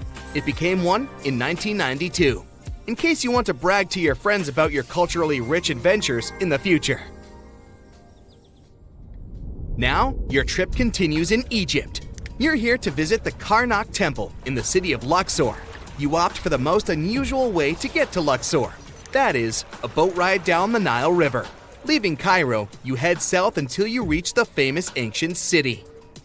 Luxor was once the capital of Egypt and a true hub of power and wealth. That is why the Karnak complex is such a great archaeological site. You choose to visit it at night, and still at the entrance, you are struck by the site's beauty. In the evening, artificial lights cast a golden glow on the temple statues and stone columns. The temple is huge and was built mainly around the 18th and 19th centuries BCE. Each Egyptian pharaoh from that period left their own architectural mark on the site. The highlight of this tour is taking a walk through the Avenue of Sphinxes and discovering the Great Hypostyle Hall. This hall is filled with towering pylons and solid sandstone columns, a true wonder. From Egypt, you head down to Jordan. Now, if you like terracotta landscapes, you've come to the right place. The city of Petra is a marvel of the ancient world. Located in Jordan's desert, the city was a commercial hub back in the 4th century BCE. The Nabateans, an Arab Bedouin tribe, lived in the so-called Rose City and thrived for many years, having accumulated a significant amount of wealth. The city was known for its innovative water management system, which made the region inhabitable. And yes, you'll catch a glimpse of its ruins on your tour. The rock-carved gate-like structure Petra is famous for what is called the Pharaoh's Treasury. It stands at the main entrance to the site and is said to have a treasure hidden beneath it. Don't forget to stand right beneath it and take one of those classic pictures for social media. Once Petra has been ticked off the list, you fly to southern Europe. More specifically, to the tip of the Italian boot. You have a day trip scheduled to visit the ruins of Pompeii. Pompeii can be reached by car from the city of Naples. It's home to the eerie yet well-preserved ruins of a city that was once engulfed by lava. When Mount Vesuvius erupted in 79 CE, It left the city of Pompeii completely buried under millions of tons of volcanic ash. The ancient city was first discovered by beneath the volcanic rock in the 16th century, but it was first cleared from debris in the 1870s. Today, you'll be able to walk down the streets of these ancient Roman ruins and imagine what the town looked like in its heyday. Pompeii was a vibrant and rich municipality. The site's ruins revealed that many areas of Pompeii had boasted impressive bakeries, markets, and even houses with balconies, which were a sign of great wealth at the time. And believe it or not, even some artworks survived the eruption. Archaeologists found well-preserved frescoes and murals with mythological creatures. All this indicates that members of the high society lived there. The city even had thermal baths and showers made from luxurious materials. While you're still in Europe, you'll hop over to visit the iconic Stonehenge. It's a perfect day trip if you stay in the city of London, just a short train journey away.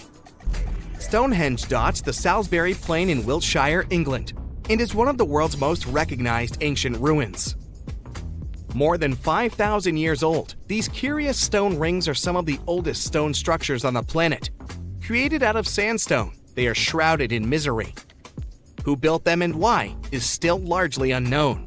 Popular theories claim that Stonehenge was used as a great solar calendar, built to help people keep track of days, weeks, and months. Talk about hard work to create a mere calendar, huh? In the final leg of your trip, we'll take you to explore the Southern Americas. In Guatemala, in Central America, you'll find ancient Mayan ruins. The lost city of Tikal is a city made of 3,000 buildings, the remains of the capital of the Mayan Empire. You can compare its importance to such cities as London or New York today. The North Acropolis is Tikal's most ancient complex of monuments. Built solely by human hands in 350 BCE, it served as the resting place of kings and chiefs. Back in the day, the step pyramid temples were painted a beautiful red. Mayans loved that color. Today, of course, you'll only see the limestone. You might wonder what made such a great city turn into ruins. Well, archaeologists have no clue about the cause of Tikal's decline. Until today, this question remains unanswered. Was it a drought? Disease? Maybe we'll never know. Are you in the mood for some Mayan ruins?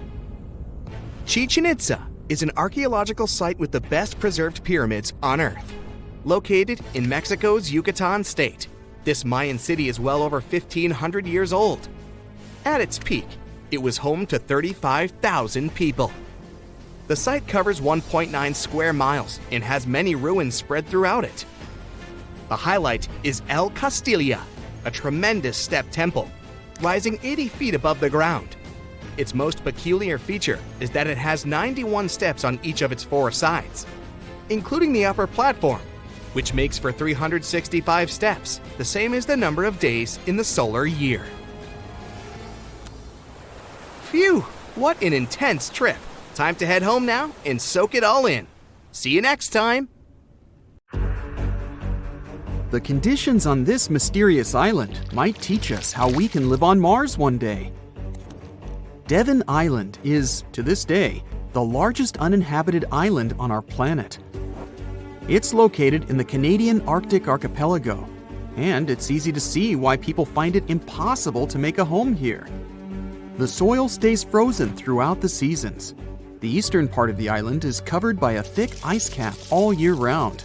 Summers here last for less than 50 days, and by summer, I mean that the ground is snow-free and the temperatures are slightly over 46 degrees Fahrenheit.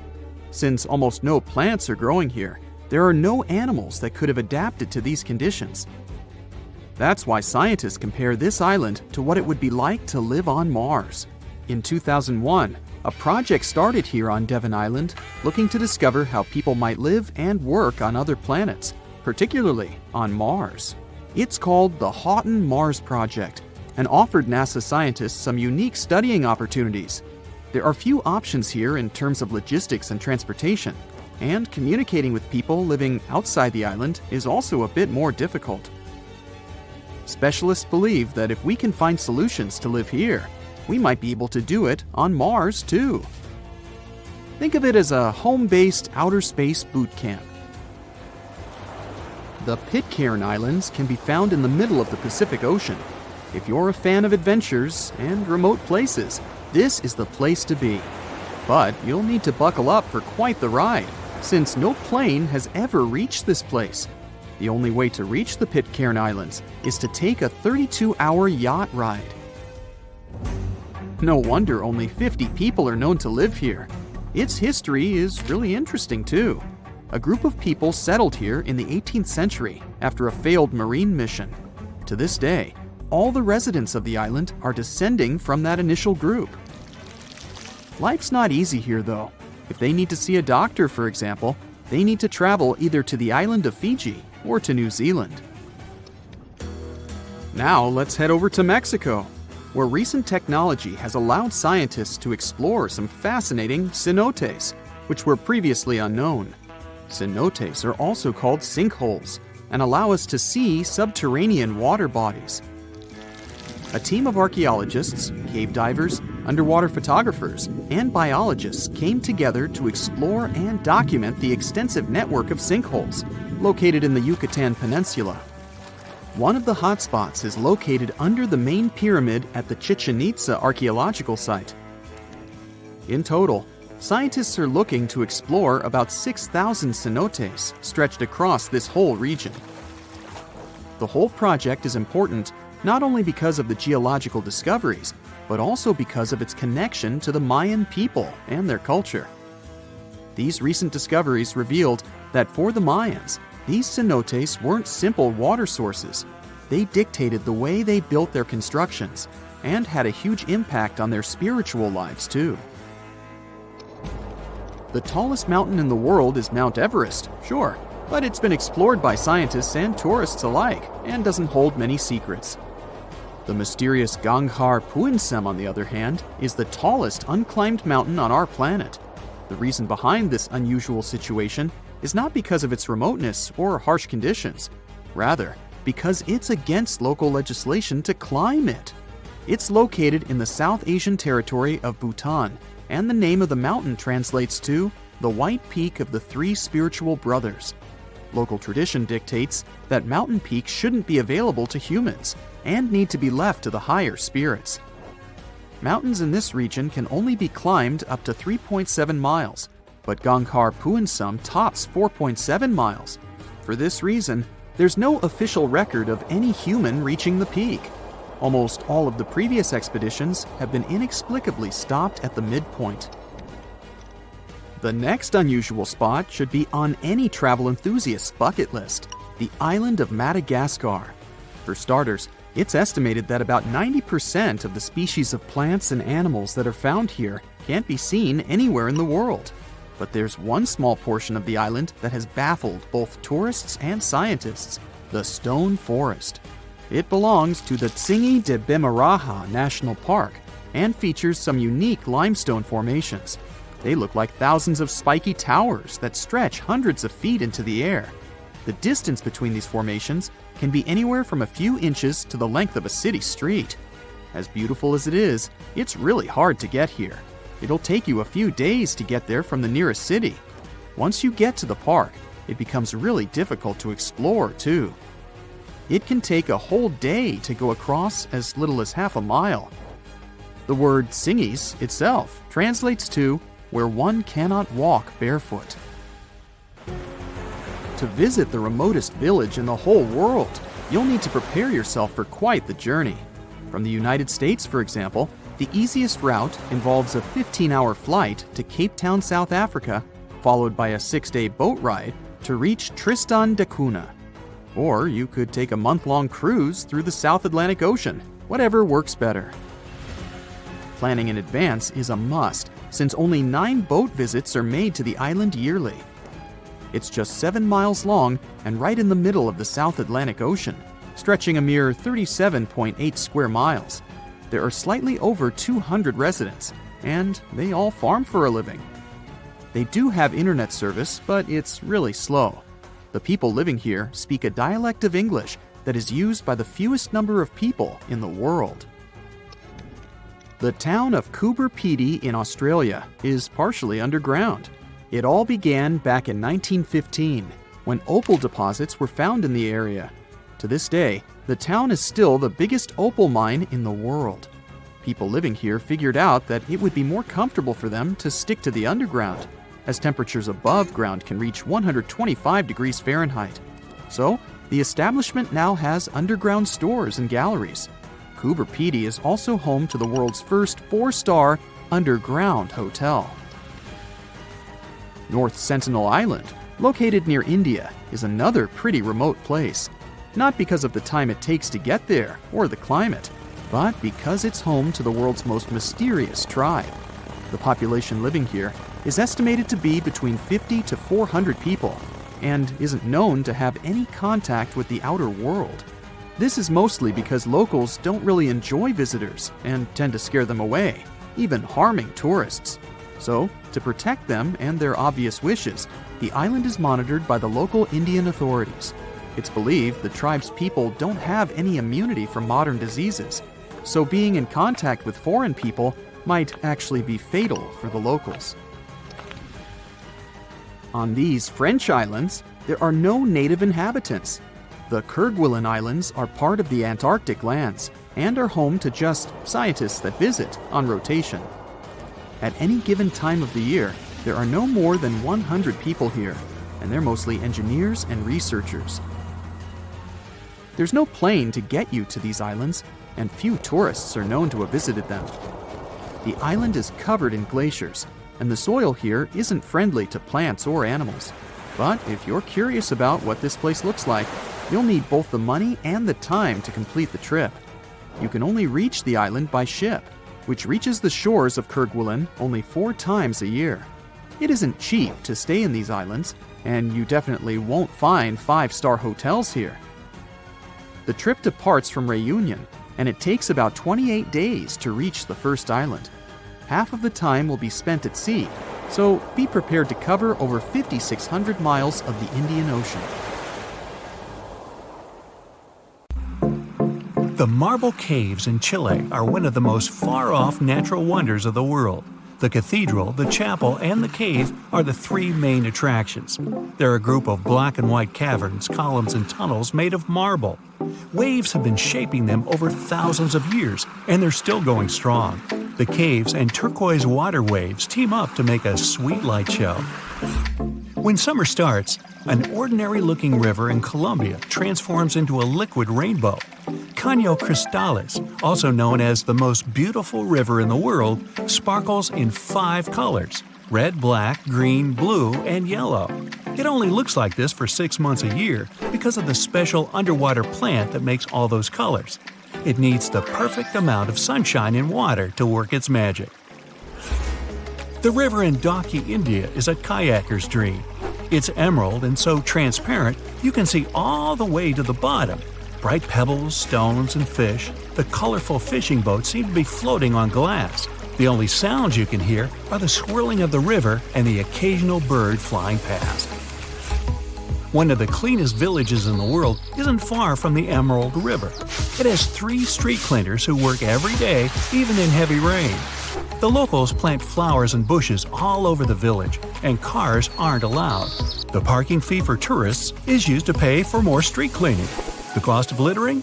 A fine or even jail. Blue Lake in New Zealand is one of the world's clearest lakes. It's basically like looking at distilled water. You can even see blue-violet shades in it, which is super rare.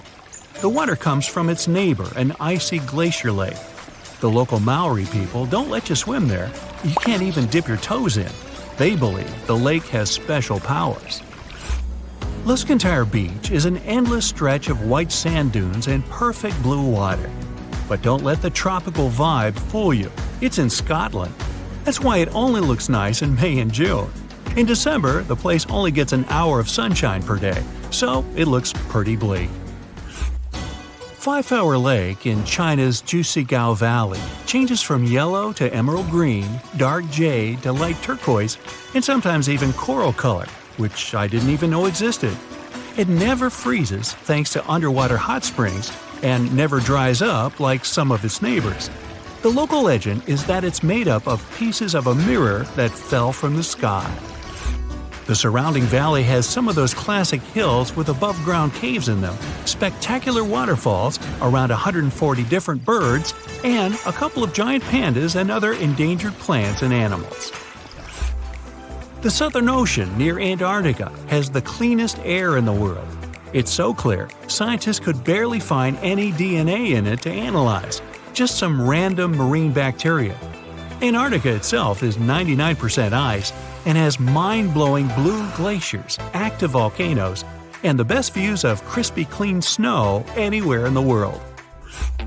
Mount Haleakala in Hawaii is one of the quietest places in the world. Shh! Rangers there often measure exactly 0 sound. Its name in Hawaiian means House of the Sun. It was formed thanks to a 1 million-year-old volcano. Lava built up over the years and grew into a mountain. It has its own climate and weather that's almost impossible to predict. Now, it takes almost a week by ship to travel from South Africa to the world's most isolated settlement, Edinburgh of the Seven Seas. Great name alert. You need special local government permission to visit. The roughly 300 locals all treat each other as family, grow their own food, and keep their island impeccably clean. Daintree Forest in Australia is the oldest rainforest in the world. It's been around for over 100 million years, and it's home to 12,000 types of insects and about 90% of Australia's butterfly and bat population. It's also home to about 3,000 different kinds of plants. The Bazaruto Archipelago in the Indian Ocean has crystal white sands and unspoiled coral reefs, and almost no tourists. It's an official marine reserve, so commercial fishing is off-limits. You can still see fishermen in traditional old boats, though. That's why the corals are still in perfect condition. Bazaruto is also home to some of the last remaining sea cows. A mysterious emerald bamboo grove is located a short train ride away from Kyoto. It's like a portal into another universe. The creaking and rustling sounds make it one of the top 100 soundscapes in Japan. Local artists make baskets, coasters, and chopstick rests, all out of bamboo. The Great Bear Rainforest in British Columbia is famous for its 1,000-year-old cedars, mossy waterfalls, water the color of granite, and crystal-clear streams. It's home to the rare cream-colored Kermode bear, also known as spirit bear. Add some Sitka deer, coastal gray wolves, cougars, mountain goats, orcas, salmon, sea lions, sea otters, humpback whales, you get the picture. The secret of the Candy Floss Pink Sand Beach in Barbuda is that it's made of crushed corals with tiny single-celled red things living beneath. You can see the famous pink shade when the waves are strong enough. This place doesn't have any public facilities, so it's much less crowded than other Caribbean islands, and that's why it's so clean. Now, it took thousands of years to form the Piccaninny Ponds in Australia. Underground water crept slowly up to the surface through all that limestone. It formed a large underwater cavern with amazing white walls. You need a special permit to dive there, but it's definitely worth it. Lapland in Finland has some of the cleanest air in the world. It also has those spectacular northern lights, snow-smothered trees, and endless white landscapes. The first humans arrived here around 7,000 years ago. They were mostly reindeer herders, and now there are more reindeer than there are people, and reindeer don't exactly pollute. The Plitvice Lakes National Park is one of the most popular tourist attractions in Croatia. It has 16 clear and colorful lakes, all connected by waterfalls. Deer, bears, wolves, boars, and rare birds roam around enjoying the unspoiled nature. It's a UNESCO World Heritage Site, so they gotta keep it clean. 60 million years ago, a big and angry volcano woke up in present-day Northern Ireland. It spat out a bunch of molten basalt, a special type of lava. It cooled and turned into 40,000 interlocking stepping stones leading down to the sea.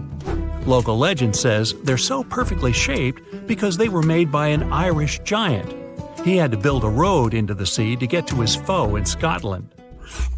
Badabi Surt in northern Iran has some unique travertine terraces, basically an epic staircase. It took thousands of years to form. 2 different mineral hot springs flow downhill, leaving behind a jelly-like goo. It shaped the slope into a staircase when the water cooled, and the springs are still active. One has healing properties, the other shoots out dust that turns the water orange. When the sun comes out, it turns everything red, orange, and yellow. Bolivia's salty Laguna Colorada is a real magnet for worldly photographers. It gets its crimson red color from algae and rich minerals in the water. It's surrounded by high-altitude desert plain, volcanoes, boiling mud, drifting snow, and weirdly shaped rocks. It's home to 3 of the world's 6 species of flamingo that come here for their fill of plankton. Flamingos are actually born white, but turn pink because of all that red algae. The Enchanted River is one of the most pristine, hidden, natural gems of the Philippines. It's tucked in behind some mountains, and no one really knows where the water comes from. There are loads of colorful fish swimming around, but where do they come from? Where do they go? Nobody knows. The river looks shallow, but no one's ever managed to measure how deep it is. Only a few thrill-seeking tourists visit this mysterious river to dive into its caves. Pangong Lake in the Himalayas is the world's highest saltwater lake. It has no aquatic life because of its saltiness, but it's a perfect place for bird watching. When it's a little warmer, the lake's constantly changing colors between blue, green, and even red. In the winter, it's pretty much ice. Most rivers in the world flow into the sea, but the Okavango in Africa takes its massive waters right into the Kalahari Desert. And it looks like this river manages to do the impossible and defies gravity. The Okavango starts in the highlands of Angola, runs for 1,000 miles like any other normal river, and then drops into the largest inland delta on Earth, known as the Okavango Swamp. The delta has land slopes dropping at nearly 150 feet, which is about half as tall as the Statue of Liberty. The area where the Okavango Delta is now used to be part of a lake that dried up around 2,000 years ago. It takes the Okavango water several months to complete its journey, and the landscape there is never the same. The first European to have found the delta was the Scottish explorer David Livingstone. Yeah, the Dr. Livingstone, I presume, guy? That's him. When he first saw it, he was shocked as he noticed that the water seemed to be flowing backward and even uphill. He saw 2 strong watercourses connecting the Okavango to the wetland systems to the east. Decades later, other explorers saw them completely dry. Several years later, the watercourses were full again, and they kept emptying and filling up, sometimes changing direction.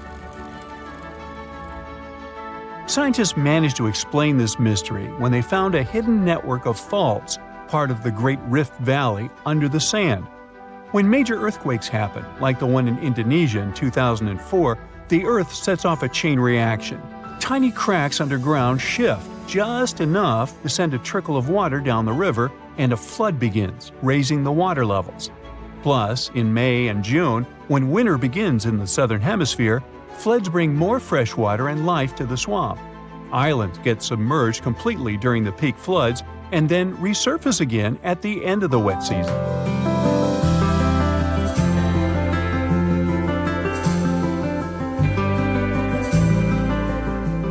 Wildlife just loves all the water in the delta, and you can often see migratory elephants bathing among pink lily pads and silverfish, bream, barbels, and other fish.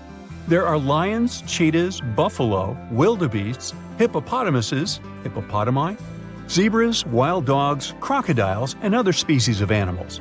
Storks, ibis, herons, cranes, and geese like to fly by, along with 450 species of birds. Although the Okavango has plenty of water that is priceless in the desert, people hardly settle along its banks. One big problem here is the tsetse fly. But if you're feeling adventurous, you can come here for a water safari. Scientists from Imperial College in London stumbled upon a totally unexpected river under the Antarctic ice sheet. It slurps up water from an area as big as Germany and France combined. Scientists used to think the lakes under the Antarctic ice were just chilling by themselves. But now it turns out they're part of an interconnected river network. Water under the ice can form in two ways, either from melted snow seeping down or from the Earth's natural heat and the ice grinding over the ground. The Antarctic gets a lot of surface melting during the summer, but Antarctica is usually too chilly for that. This newly found river is proof that there's plenty of water down there just from the ice melting from below.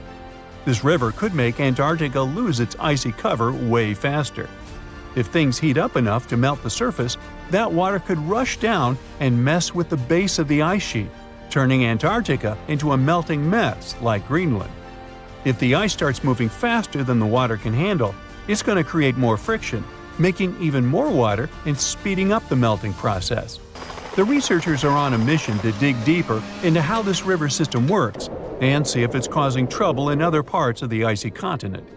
Understanding what's going on down there could give us a heads up on how a changing Antarctica might shake up the whole planet. The Roe River in Montana flows for just a bit over 200 feet between Giant Springs and the Missouri River. It was mentioned in the Guinness Book of World Records as the shortest river in the world, but they had to remove this category altogether because there was some heated debate over this title.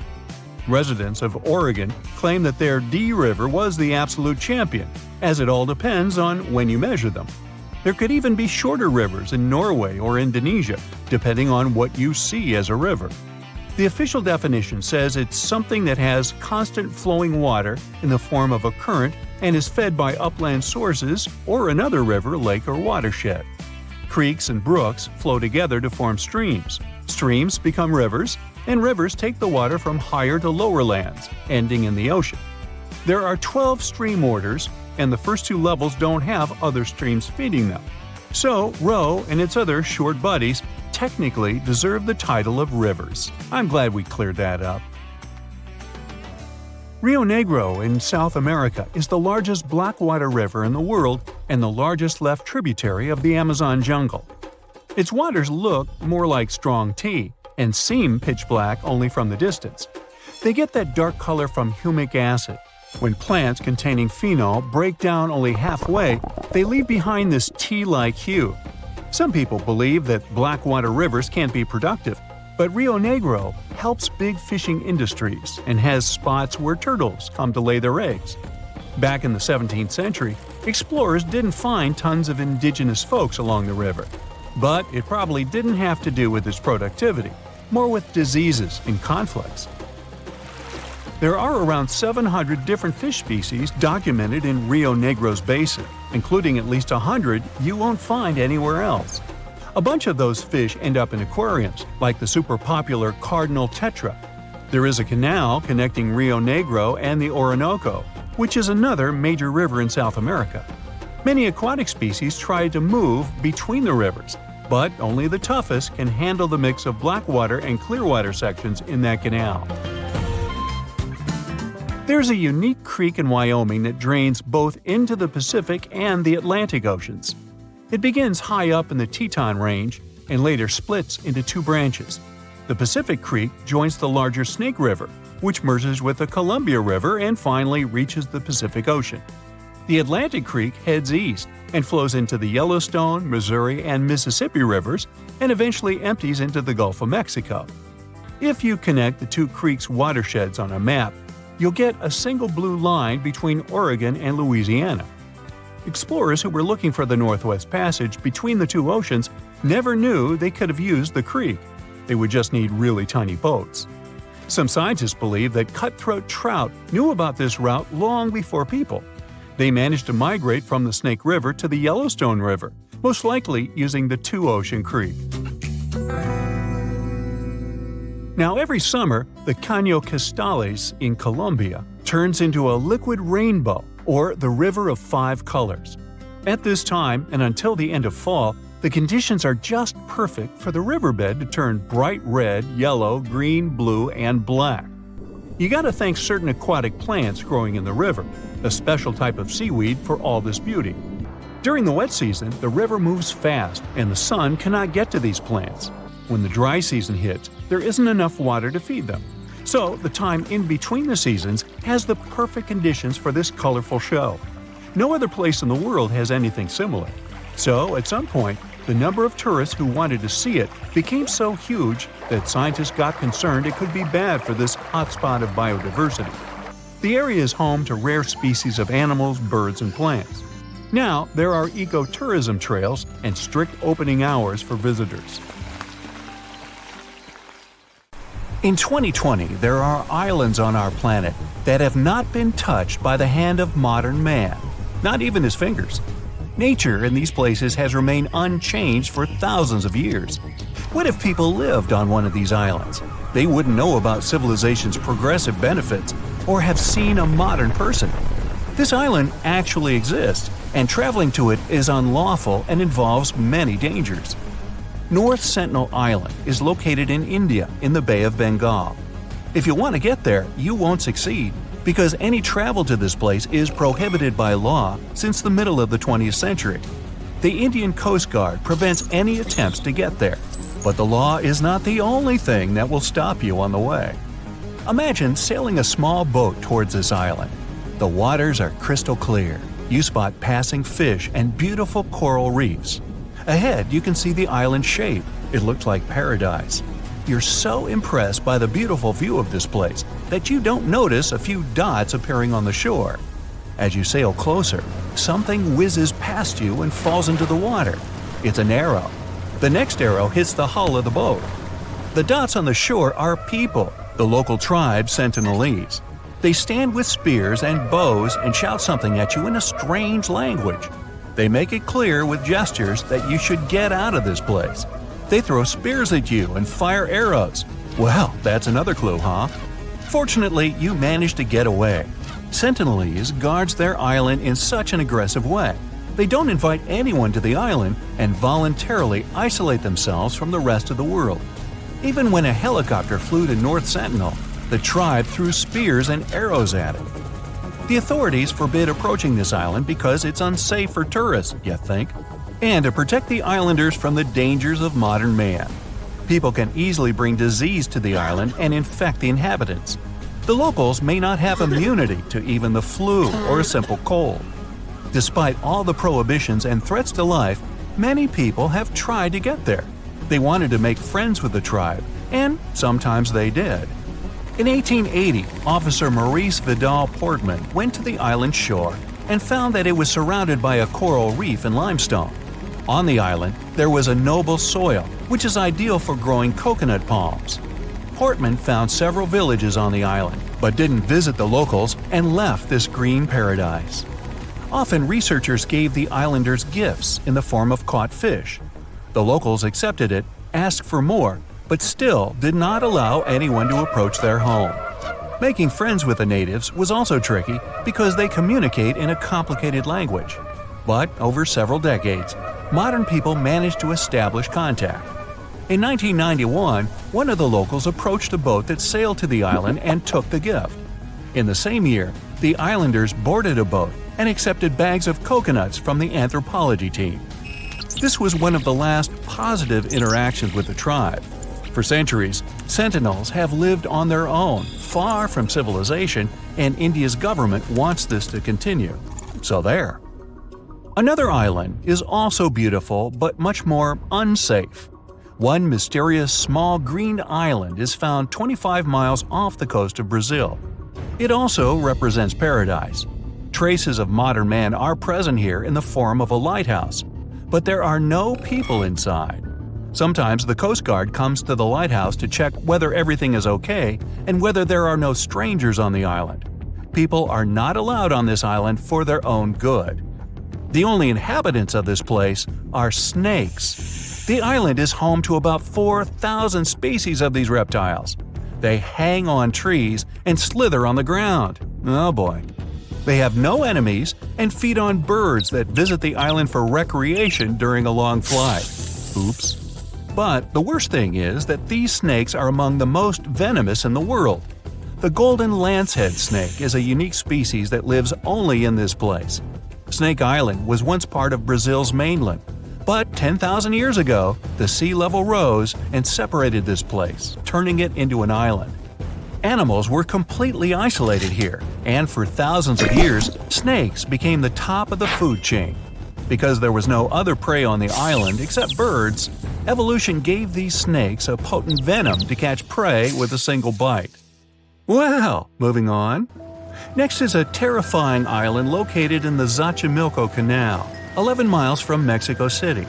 There are no venomous animals or a hostile local tribe, and the island is not forbidden to visit. But most likely, you'll want to leave as soon as you arrive. Creepy dolls of various sizes are suspended in trees and old buildings all over the island. In the 50s, one of the residents of Mexico City moved alone to this island and began to hang it with dolls. For decades, he decorated this place, although it's difficult to call it decoration. He found dolls and dumps and canals around the island. The hanging dolls looked rather strange and attracted many tourists. But over time, the dolls got older. They were covered with moss, turned green, and rotted. The dolls' faces have deformed and taken eerie shapes. But the worst thing is that the locals say they've seen these dolls come to life at night.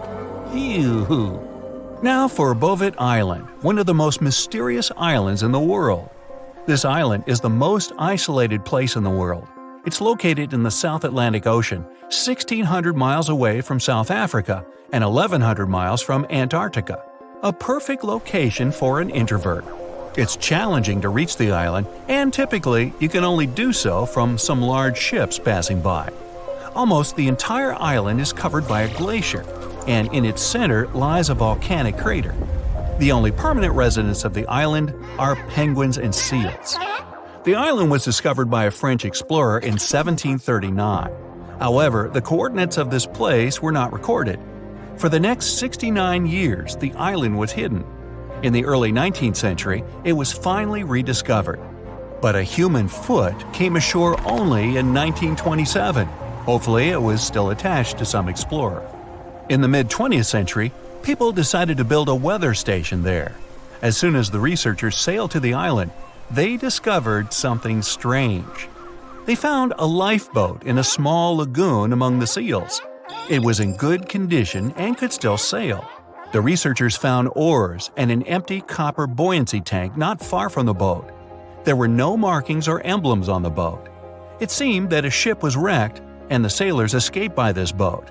However, no human tracks were found on the island. Who owned this boat and what happened to those who sailed on it remains a mystery. Now, let's end our trip with an island that is completely safe and even pleasant. What a surprise! Pig Beach is an island located in the Bahamas. This is not the official name of this place, but it's called that because of the local swimming pigs. The island is inhabited by these animals. They sunbathe on the beach, walk through the jungle, and beg for food from tourists. But the cool thing is, they can all swim really well. Cute pink and brown piglets splash in the water and grunt, begging for food. Thanks to feeding by tourists and caring locals, these animals manage to survive on the island. You can stay at a hotel on a nearby island and visit the pigs by boat. Nobody knows precisely where the pigs came from. According to one legend, the pigs survived a shipwreck and swam to this island. You can find several cats and goats there as well. Animal Farm, anyone?